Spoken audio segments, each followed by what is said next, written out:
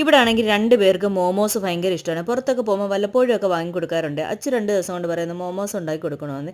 എനിക്കാണെങ്കിൽ ഇതിൽ ക്യാബേജൊക്കെ ചേരുന്നതുകൊണ്ട് ഇതിനോട് വലിയ താല്പര്യമില്ല. ഇന്ന് ക്യാരറ്റ്, സവാളയും ഇഞ്ചിയും പച്ചമുളകും മാത്രമാണ് ഞാൻ എടുത്തത്. അപ്പോൾ അത് ഗ്രേറ്റ് ചെയ്തിട്ട് അതിലേക്ക് ഉപ്പും ഒരിത്തിരി മഞ്ഞൾപ്പൊടി, കുരുമുളക് പൊടി, ഇത്തിരി മുളക് പൊടി കൂടി ചേർത്ത് നന്നായിട്ട് അങ്ങ് വെള്ളം വറ്റിച്ചെടുക്കണം കേട്ടോ. അതിലേക്ക് ഒരു മുട്ടയും കൂടെ ആഡ് ചെയ്ത് നന്നായിട്ട് ഇതേപോലെ അങ്ങ് ഡ്രൈ ആയിട്ട് എടുക്കുക.